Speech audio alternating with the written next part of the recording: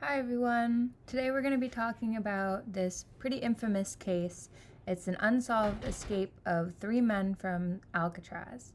So let's jump right into it with the explicit warning that when I talk about these kind of cases, I am not doing it to try to disrespect or disregard anyone's feelings, including family members or the people the cases are specifically pertaining to. I just find a lot of these cases fascinating and like to share the news. Alcatraz, in its heyday, was a ultimate maximum security prison. So it was located basically in the middle of San Francisco Bay. Alcatraz was also known as the Rock as a nickname, and it held captives since the Civil War era. But it was in 1934, at the high point of a massive war on crime in America, that Alcatraz was refortified into the world's most secure prison. Its eventual inmates included really dangerous public enemies like Al Capone, George Machine Gun Kelly, basically criminals who had a history of escaping other places, and the occasional one-off character like the infamous Birdman of Alcatraz. In the 1930s, Alcatraz was already a pretty forbidding place. It was completely surrounded, like I said, in the middle of San Francisco Bay, so it's completely surrounded by the really icy cold Pacific water. Even though it was already very, very intimidating and forbidding, the redesign included putting tougher iron bars on doors and windows, a series of strategically positioned guard towers that were armed, and very strict set of rules that were included but not limited to a dozen checks on the inmates and prisoners daily. Escape seemed nearly impossible. Despite those odds, from 1934 until the prison was eventually closed in 1963, 36 men did try to escape. 14 different times, actually. Almost every single one of them were caught or just didn't survive the attempt because it was a very treacherous place to be. The fate, however, of 3 particular inmates that we're going to be going over completely remain a mystery to this day. So here's their story. We'll start by covering the escapees: John Anglin, Clarence Anglin, and Frank Morris. So, Frank Morris arrived at Alcatraz January of 1960 after convictions for bank robbery, burglary, and other crimes, including repeated escape attempts from other prisons, like I just mentioned. Later that year, the convict by the name of John Anglin was sent to Alcatraz, followed by his brother Clarence in 1961. All 3 knew each other from other stays in previous prisons that they had tried to escape from. Despite that, they were all assigned adjoining cells, and they began kind of formulating this plan to escape, which they had done in other places before. Morris, who was known for his leading intelligence for the group, took the lead again in the planning, and they were aided by another inmate, Alan West. So, by the time it hit June 12th in 1962, the routine early morning bed check turned out to be anything but routine. So these 3 convicts that I had just mentioned were no longer in their cells: John Anglin, his brother Clarence, and Frank Morris. They were just nowhere to be found. In their beds were cleverly built dummies. Even though they were rough, they did a really good job. They had flesh-toned paint, real human hair that they had been taking, and they fooled the night prison guards. They had to go and completely lock down and this intense, massive search for these 3 guys. So including some of the images of the plaster dummies that they had made to fool the guards, this is what they looked like. And I think that's pretty impressive considering they were in a prison and they were basically sneaking out to gather these supplies. So moving forward, everyone was notified immediately of this escape, including the FBI, and they were immediately also asked, "Can you help us?" So the FBI's office in San Francisco set the lead for offices nationwide to check for any records on these missing prisoners and their previous escape attempts that all 3 of them had made previously multiple times. They also had to start interviewing relatives of these men and completely compile all of their identification records and basically just start building this really big file on them and what they could have done or where they could be going. They had asked boat operators in the bay to also just be on lookout, see if there's any debris or these 3 men floating around, because who knows at this point. Within 2 days, A packet of letters sealed in a rubber like casing and related to the men was recovered.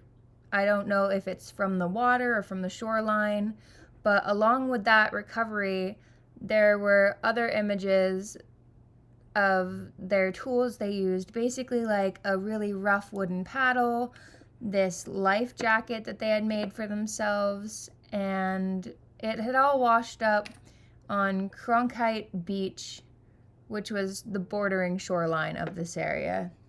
But searches never turned up any other items, including none of the 3 men that went missing now and are still. So, as days continued to go by, the FBI, Coast Guard, and Bureau of Prison authorities had a job to do. They had to piece together what had happened, where these guys even got the ability to do this kind of escape, where the supplies come from, etc. It was a fairly ingenious plan, and nobody expected it. So they were aided by the Allen West inmate, who didn't get to make it out of his cell in time, and began providing information. And they learned that the group had begun laying plans for the previous December, but one of them came across an old saw blade. Using tools, including homemade drills made from motors of broken vacuum cleaners and such, they started loosening their air vents at the back of their cells, and it was basically just them painstakingly drilling these holes around the cover of the wall, like into the wall, to remove that section. And once they began doing that, they could hide things in the hole, whatever they needed to, a suitcase, a piece of cardboard, literally anything that they thought they could use. Behind the cell was a common unguarded utility corridor that you'd think would have been guarded, but they didn't think the prisoners could get to them. Anyways, they made their way down the corridor and climbed to the roof of their cell block inside the building. That's where they set up the secret workshop. There, they kept taking turns, keeping watch for the guards, and in the evening before last count, they'd use a variety of stolen and donated materials to build and hide what they needed to escape. There was more than 50 raincoats that were stolen or gathered that were turned into this makeshift life preserver and a 6 by 14-foot rubber raft. They were stitched carefully together and vulcanized by hot steam pipes in the prison. They also built wooden paddles, so they were really crafty. They really had it figured out. By this time, they were just like, we're getting out of here. I'm building a boat. We got paddles. We're going. At the same time, they were looking for a way out of the building. The ceiling was a good 30 feet high, and by using a network of pipes that they could climb up, eventually they could pry open a ventilator at the top shaft, and they kept it in place temporarily by fashioning like a fake bolt out of soap, so it wouldn't fall down, their plan wouldn't be foiled. Now, before we get into their actual escape, I would like to show you, this is an aerial view of Alcatraz in 1932. So you can see it is completely surrounded by water. Like, they needed a boat to get off because there's no way that they were going to be swimming from this island to any of the main points of San Francisco or the surrounding area. The evening of June 11th, they were already ready to go. West, though, did not have his vent grill completely removed and ended up being left behind. The 3 others got into the corridor, gathered their gear, and climbed out through the ventilator, then got onto the prison roof.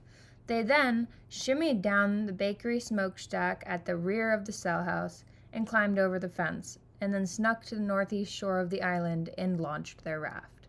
What happens next completely still remains a mystery. Nobody knows if they've made it across the bay, if they made it to Angel Island. Maybe they crossed then into the Raccoon Strait into Marin County as planned, or did the wind and waves take them out? They couldn't recover any bodies. They didn't really get a good recovery of the raft or anything. They just found pieces of it, like the paddles, the life jacket, etc. Plenty of people have gone to extraordinarily great lengths to try to prove that these men could have survived, but the question is, did they? Nobody's ever found any proof of that. The FBI investigation at the time concluded that it was probably not the case that they survived this attempt for a couple of the following reasons. Crossing the bay would have been more than treacherous. Yes, they were young and they had more than a mile to swim from Alcatraz to Angel Island alone, But with extremely strong currents and frigid water, the odds are clearly stacked against them, and if their raft took in any of that water, they could be hypothermic very quickly.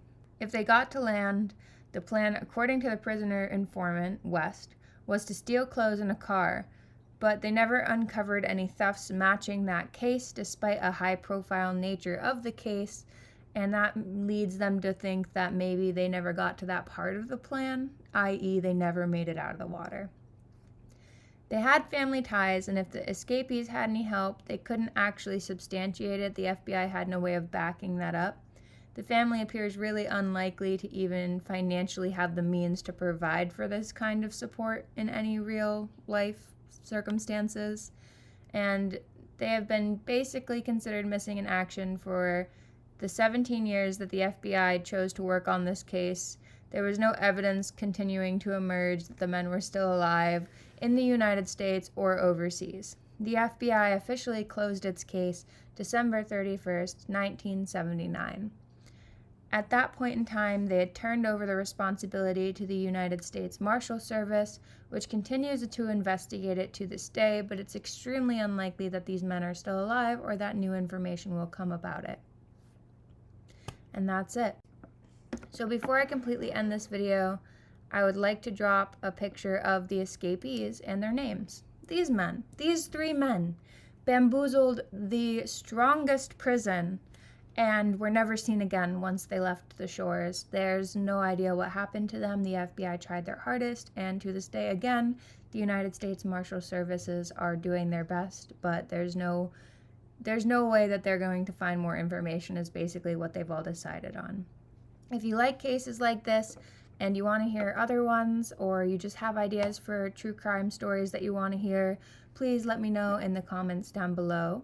And I really appreciate you taking the time to watch this video. This is definitely a passion of mine, and I enjoy sharing this kind of information with you. I hope you have a good rest of your day. I hope you stay healthy and safe. Drink some water and remember to get up and stretch.